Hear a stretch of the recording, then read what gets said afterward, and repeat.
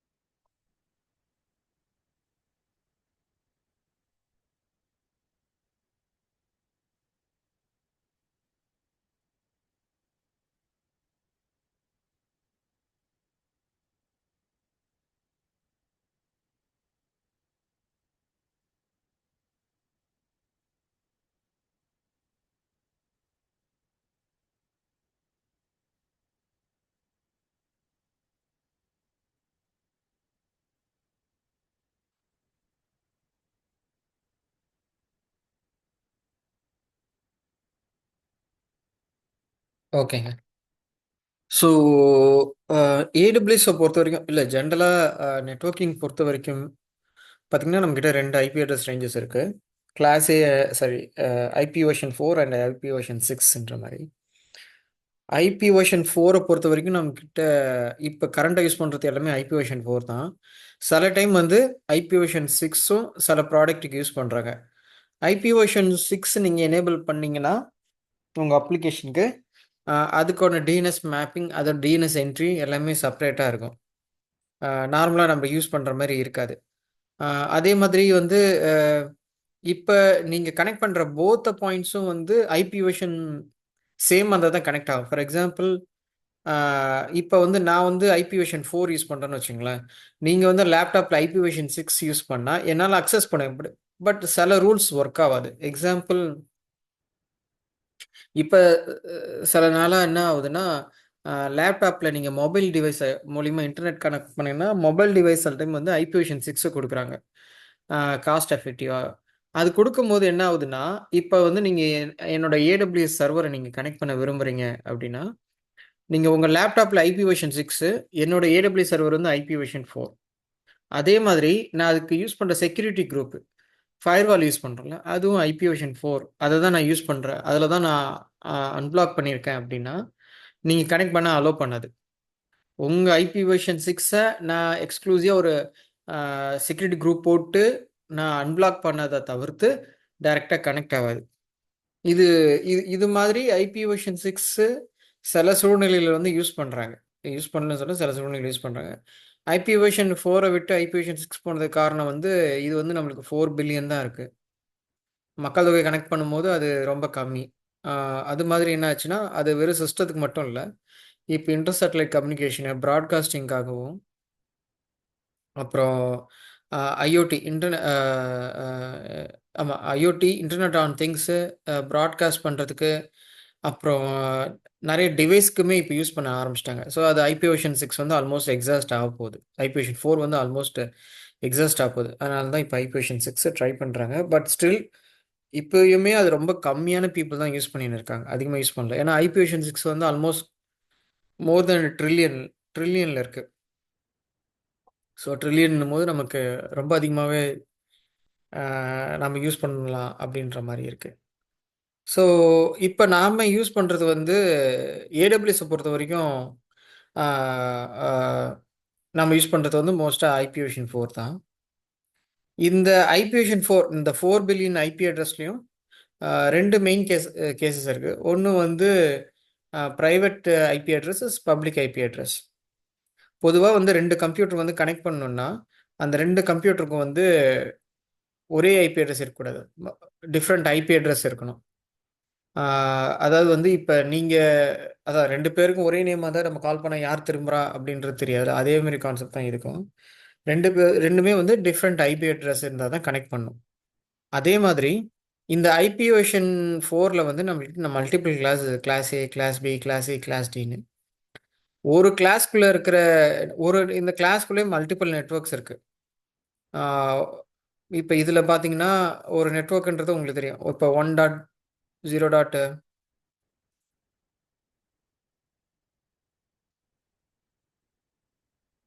1.0.0.0 இது வந்து கிளாஸ் ஏ.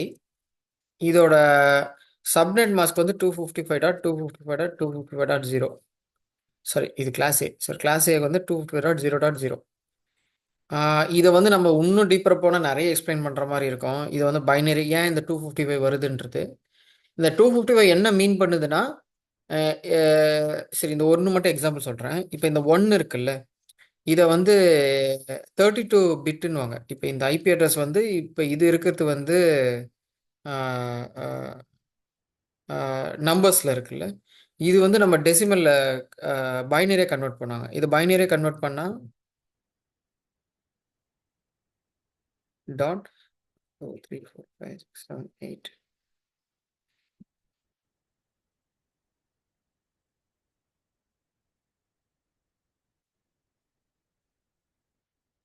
இப்படி வரும். இது கிளாஸ் ஏ. இந்த 255 வந்து நீங்க அ பைனரியா கன்வெர்ட் பண்ணா இப்படி வரும்.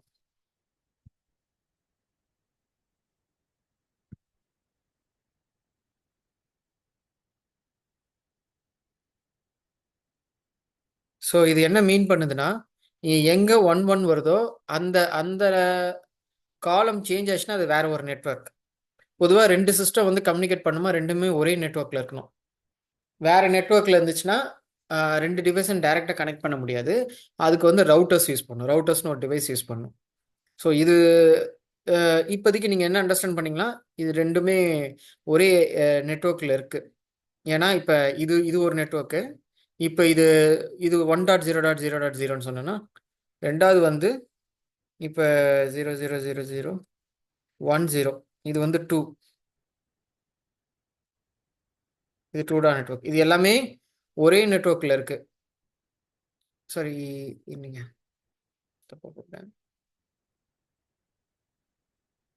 1.0.0.1 0. இது வந்து 1. அடுத்தது பார்த்தீங்கன்னா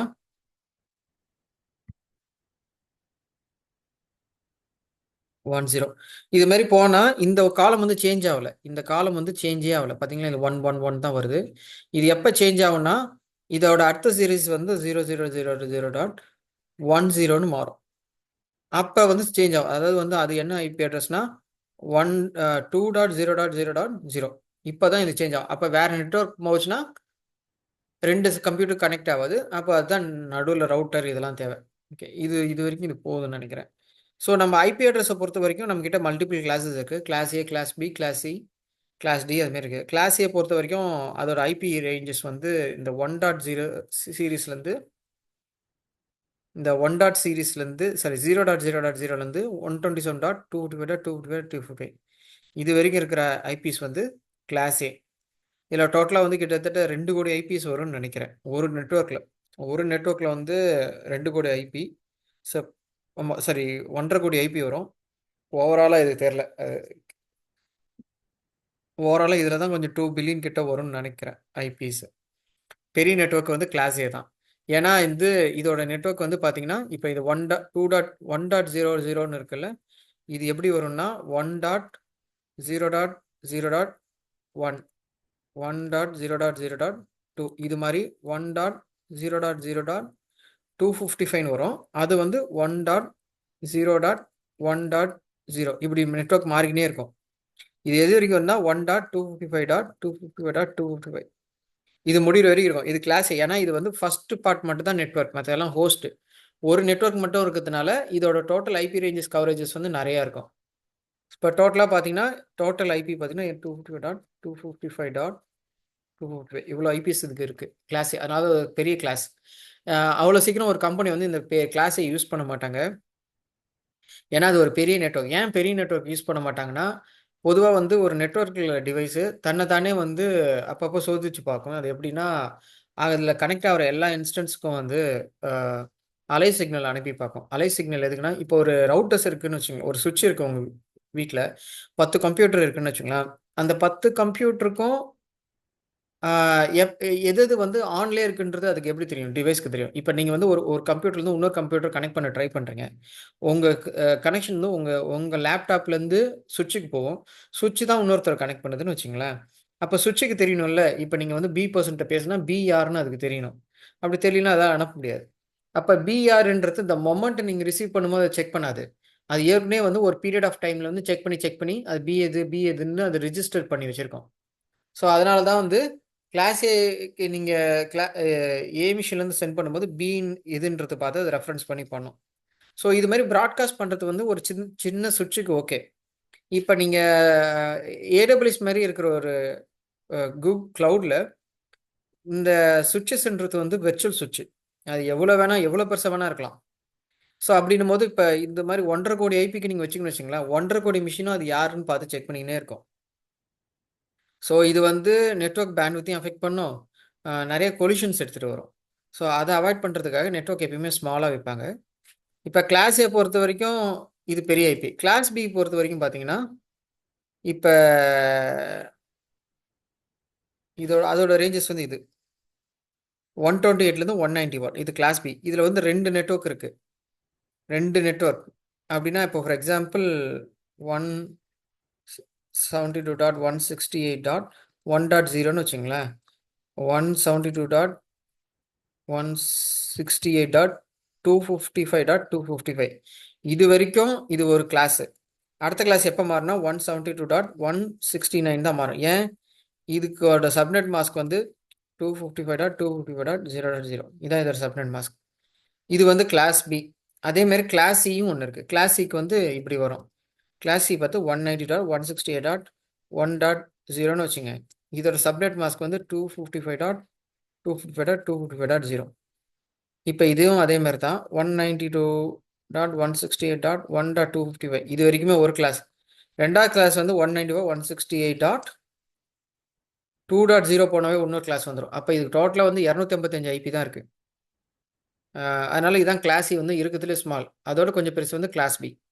ஸோ கிளாஸ் சி வந்து மோஸ்ட்டாக கம்பெனிஸ் சின்ன சின்ன ப்ராடக்ட்டுக்கு யூஸ் பண்ணுவாங்க. ஆனால் அதிகபட்சமாக கிளாஸ் பி யூஸ் பண்ணாங்க. ஏன்னா கிளாஸ் சி ரொம்ப சின்னது. கிளாஸ் பி வந்து ஓரளவுக்கு பெருசுன்றதுனால அதை எல்லாரும் யூஸ் பண்ணாங்க. ஸோ இந்த ஐபி அட்ரஸில் 2 இருக்குது, ப்ரைவேட் அண்ட் பப்ளிக். பப்ளிக்ன்றது வந்து யூனிக் ஐபி அட்ரஸ். அது நம்ம யூஸ் பண்ண மாட்டோம். அது வேணும்னா பர்ச்சேஸ் பண்ணணும். நம்ம யூஸ் பண்ணுறதெல்லாம் ப்ரைவேட் ஐபி அட்ரஸ்.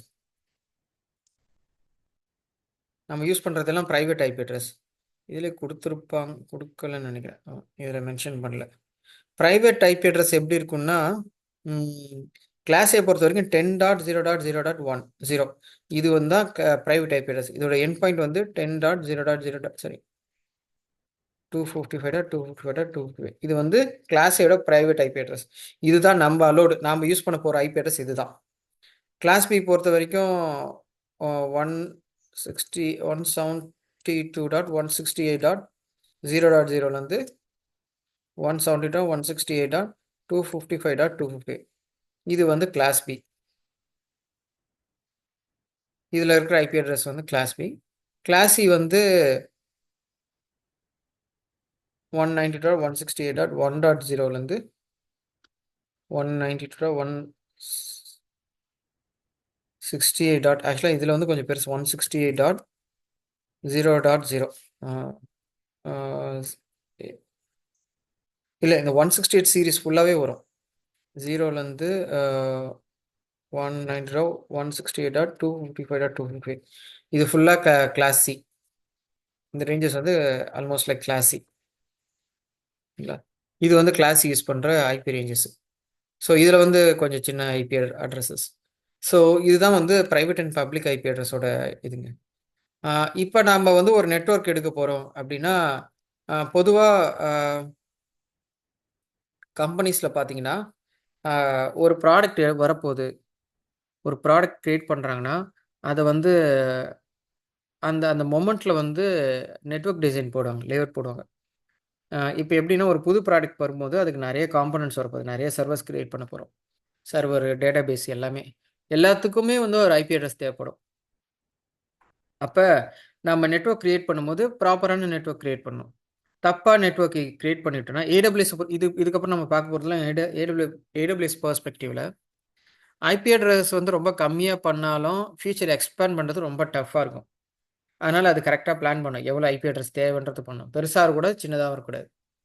அதுக்கப்புறம் என்னென்னா இப்போ நீங்கள் ஒரு விபிசி இப்போ நம்ம கிரியேட் பண்ண போதெல்லாம் விபிசி ஒரு விபிசியில் வந்து ஒரு ஐபி அட்ரஸ் கொடுத்துட்டிங்கன்னா இன்னொரு விபிசியில் நீங்கள் ஐபி அட்ரஸ் சேமாகவும் கொடுக்கலாம், பிரச்சனை இருக்காது. நேம் தான் மாறும்போது ஒன்றும் பிரச்சனை இல்லை. பட் இன் ஃபியூச்சர் ரெண்டு விபிசியும் கனெக்ட் பண்ண ட்ரை பண்ணுறீங்கன்னா ஒர்க் அவுட் ஆகாது. அதனால் எப்பயுமே வந்து ஐபி அட்ரஸ் கொடுக்கும்போது கொலிஷன் ஆகாத ஐபி அட்ரஸ் கொடுக்கணும். ஏற்கனவே ஒன்று இல்லாததை ஐபி அட்ரஸை தவிர்த்து நம்ம கொடுக்கணும். அதனால தான் கம்பெனிஸ் மோஸ்ட்டாக வந்து கிளாஸ் சி எடுத்துருவாங்க, இல்லை கிளாஸ் பிஎம் மல்டிபிளாக எடுத்துப்பாங்க. ஸோ இது மாதிரி ஐபி அட்ரஸ் வந்து சேம் ரேஞ்சஸில் இருந்தால் ஒர்க்கே ஆகாது. இது எப்படி நடக்குன்னு சொல்கிறேன். இப்போ வந்து நீங்கள் டிசிஎஸ் எடுத்துக்கிட்டிங்கன்னு வச்சுங்களேன், டிசிஎஸ்க்கு வந்து ஏகப்பட்ட கிளைண்ட் இருக்காங்க. அவங்க எல்லாரும் வந்து டிஃப்ரெண்ட் டிஃப்ரெண்ட் ப்ராடக்ட்டில் இருப்பாங்க. சில பேர் ஆன் ப்ரிமிசஸில் இருப்பாங்க. ஆன் ப்ரிமிசஸ்னால் இப்போ லோக்கல் டேட்டா சென்டர்ஸில் இருக்கும். சில டைம்னா கேட்பாங்க, எனக்கு விபிஎன் செட்டப் வேணும், என்னோடய ஆஃபீஸ்லேருந்து என்னோட சர்வர்ஸ் ஏடபிள்யூஎஸ் கனெக்ட் பண்ணுறதுக்கு விபிஎன் வேணும். அப்படி சொல்லும்போது உங்கள் ஆஃபீஸ் அட்ரஸில் உங்கள் ஆஃபீஸ் லேப்டாப் யூஸ் பண்ணுற ஐபி அட்ரஸும் விபிஎன்னில் இருக்கிற ஏடபிள்யூஎஸ் க்ளவுடில் இருக்கிற ஐபி அட்ரஸும் கான்ஃப்ளிக்ட் ஆகக்கூடாது. ரெண்டு ஒரே ரேஞ்சஸில் தான் ஒர்க் அவுட் ஆகுது. ஸோ இதெல்லாம் பார்த்து தான் பண்ணுவாங்க. மோஸ்ட்டாக நாங்கள் எப்படி பண்ணுவோம்னா, ஒரு ப்ராடக்ட் ஆரம்பிக்கிறதுக்கு முன்னாடி அந்த சிஸ்டம் அட்மினிஸ்ட்ரேட்டர் கிட்ட ஒரு ஐபி அட்ரஸ் ரேஞ்சஸ் வாங்கிடுவோம் லோக்கலில். க்ளவுட்லேயும் செக் பண்ணுவோம். இது ரெண்டுத்துக்கும் கான்ஃப்ளிக்ட் இல்லாத அவுட் சைட் ரேஞ்சஸாக எடுத்து தான் சர்வர்ஸை க்ரியேட் பண்ணுவாங்க. ஏன்னா சேமாக இருந்தால் ப்ராப்ளம்ன்றதுக்காக. ஸோ இது ஹை லெவல். இது வந்து ஐபி அட்ரஸ் ரேஞ்சஸ். இதிலே வந்து சப்நெட்டிங் ஒரு கான்செப்ட் இருக்குது. அது ஜென்ரலாக எக்ஸ்பிளைன் பண்ணலாம். ஓகே, நான் அதையும் எக்ஸ்பிளைன் பண்ணுறேன். இது வரைக்கும் ஏதாவது டவுட் இருக்குங்களா?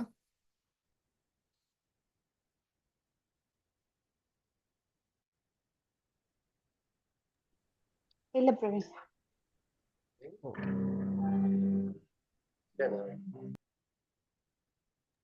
கேக்குதா பிரவீன்? கேக்குதுங்க. ஓகேங்க, கேக்குது. இப்போ வந்து ஒரு கிளாஸ் சி எடுத்தீங்கன்னா இது ஒரு ஐபி அட்ரஸ், ஒரு ப்ராடக்ட் கிரியேட் பண்ணிட்டீங்க. 192.168.1.0 255 வரைக்கும் இருக்குது. ஸோ இது எல்லாத்தையும் ஒன்றாவே கொடுத்துடலாம், ஒன்றும் பிரச்சனை இல்லை. பட் ஆனால் நான் ப்ராடக்ட் ஆரம்பிக்கும் போது எப்படி பண்ணுவாங்கன்னா, இப்போ ஒரு front end, back end, API server, database, இதுமாரி மல்டிபிள் காம்பனண்ட் இருக்குமா, எல்லா காம்பனண்ட்டுக்கும் ஒரே ஐபி அட்ரஸ் ரேஞ்சஸ்குள்ளே போட மாட்டாங்க. இதுக்குள்ளே எல்லாத்தையும் போட மாட்டாங்க, எல்லாத்தையும் பிரிப்பாங்க. அதுக்கு நிறைய காரணங்கள் இருக்குது. ஒன் ஆஃப் த ரீசன் என்னன்னா, ஏதாவது வந்து ஃபயர்வால் அப்ளை பண்ணும்போது ஒரு சப்நெட்டுக்கு ஈஸியாக அப்ளை பண்ணிக்கலாம். நீங்கள் மல்டிபிள் சப்நெட் எல்லாமே ஒரே சப்நெட்டாக இருந்தால் நீங்கள் அப்ளை பண்ணுறது காமனாக எல்லாத்துக்கும் போய் விழுந்துடும். அதனால் சப்நெட்டை பிரிப்பாங்க. ஸோ அது வந்து ஃபஸ்ட்டு கான்செப்ட், சப்நெட்டை பிரிக்கணுன்றதுக்கு. ரெண்டாவது வந்து எதுக்குன்னா, இப்போ சப்நெட்லேயே வந்து ப்ரைவேட் அண்ட் பப்ளிக் சப்நெட்ஸ்னு இருக்குது. அதாவது வந்து சில சப்நெட்டுக்கு வந்து இன்டர்நெட்டு தேவை, சில சப்நெட்டுக்கு இன்டர்நெட்டு தேவையில்லை. அதுமாரி பிரிக்கிற காரணங்களுக்காகவும் இது மாதிரி சப்நெட்டை பிரிப்பாங்க. ஸோ சப்நெட்டை பிரிக்கிறதுனா என்ன, டோட்டலாக இதோட இந்த ரேஞ்சஸில் எனக்கு 256 ஐபி வரும். ஆனால் எனக்கு 256 ஐபியும் ஒரே நெட்ஒர்க்கில் வேணாம், என்னை ரெண்டாக பிரிக்கணும்னு நினைக்கிறேன்னு வச்சுங்களேன். அதை வந்து சப்நெட்டிங்னுவாங்க. சப்நெட்டிங்னா என்ன பண்ணுவாங்கன்னா, இது ரெண்டாக பிரித்தா என்ன ஆகுனா 192.168.1.0லேருந்து 192.168.1.128 128 வரைக்கும் ஒரு ரேஞ்ச் ஆகும். 129.0. சாரி 192.168.1.129லேருந்து 192.168.1.255 இது வரைக்கும் ஒரு ரேஞ்சஸாக வச்சுருவாங்க. இப்போ 128 இங்கே 128, அதாவது இதை வந்து வெப் சர்வர் ஆகும். இதை வந்து டிபி சர்வராகவும் நம்ம பிரிச்சுக்கலாம். ரெண்டுத்தையும் ரெண்டு கேட்டகரியாக பிரித்து நம்ம யூஸ் பண்ணுறதுக்காக நம்ம போட்டுக்கிறோம். ரெண்டாவது வந்து என்னென்னா, இதில் இன்னொரு ப்ளஸ் பாயிண்ட் என்னென்னா, சாரி, இது மாதிரி பிரிக்கிறது வந்து என்ன என்ன நடக்கும்னா, இப்போ 256 இருக்குல்ல, இது ரெண்டாக போகும்னா 128 பிரிக்கலாம். அப்படின்னா ரெண்டு ரெண்டு ரேஞ்சஸ் வரும். அதுக்கு அடுத்தது பார்த்தீங்கன்னா 64 தான் பிரிக்க முடியும். ஸோ இது எப்படி போகும்னா 2, 4, 8, 16, 32, 64 இப்படி தான் இது பிரிக்கும். ஐபி அட்ரஸ் இப்படி தான் பிரேக் ஆகி வரும். நம்ம இதில் 3, 4 அப்படி மாரி பிரிக்க முடியாது. ஸோ இந்த 2 பவர்ஸில் தான் அது ஒர்க் அவுட் ஆகும். இது ஒன்று தெரிஞ்சிக்க வேண்டியது. ஓகே, இதுக்கப்புறம் நம்ம டைரெக்டாக போகிறது பார்த்துக்கலாம். இந்த சப்நெட்டிங் பிரிக்கிறது வந்து தியரிட்டிக்கலாக பார்த்தா ரொம்ப வேகாக இருக்கும். அது சொல்கிறது சொல்கிறது ஒன்றும் பிரச்சனை இல்லை. சரி, நான் ஒரு ரொம்ப ஹை லெவலாக நான் உங்களுக்கு ஒன்று சொல்கிறேன்.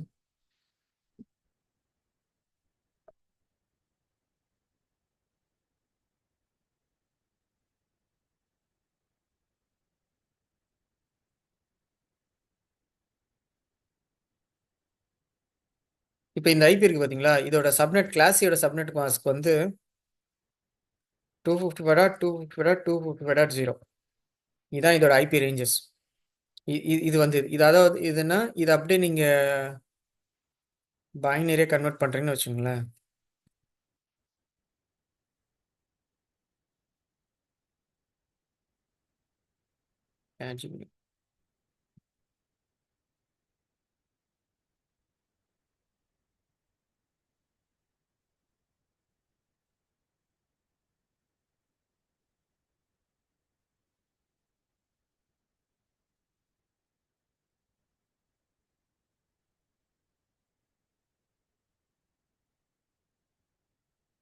இதுதான் இதோட பைனரி கன்வர்ஷன்.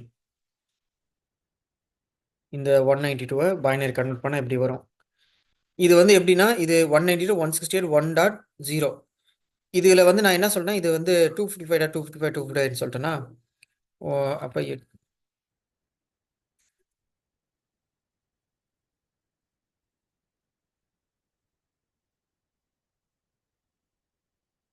இப்படி வரும்.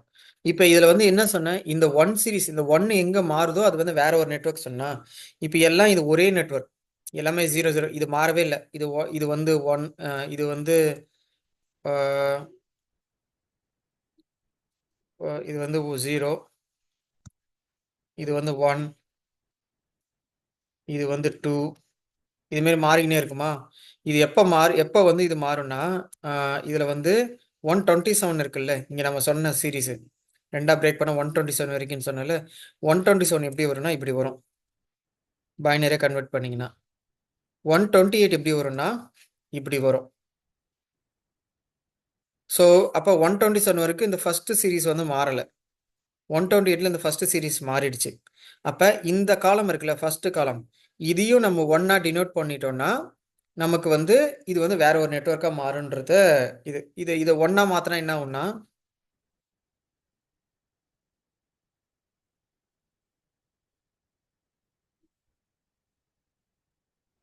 இதோட ரேஞ்சஸ் வந்து இப்படி வரும். 255, 128 மாறும். ஸோ இது தியரிட்டிக்கலாக ரொம்ப அதிகமாக போகும். பட் இதுதான், இது இந்த ஃபஸ்ட்டு டிஜிட் மார்ச்னா வேறு நெட்வொர்க் மாற்றும். இதுவே வந்து 3ஆக உடச்சு 64ஆக உடச்சிங்கன்னு வச்சுங்களேன், இப்படி வரும். 64க்கு வந்து இங்கே வந்து 63ல் வந்து இப்படி வரும்னு நினைக்கிறேன். ஆமாம், 63ல் வந்து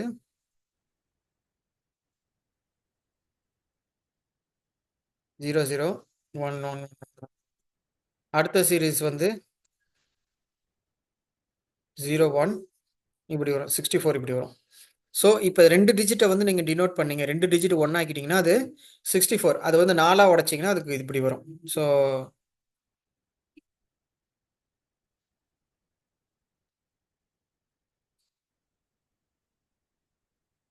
192ன்னு வருதா? அதான் 4ஆக உடைக்குது. அது 192னா உங்களுக்கு ஏன் 64 192 அப்படி வருதுன்னா, இதோட இதுதான் 256 - 192 வந்து 64. அதனால தான் சப்நெட் மாஸ்க் அப்படி உடையுது.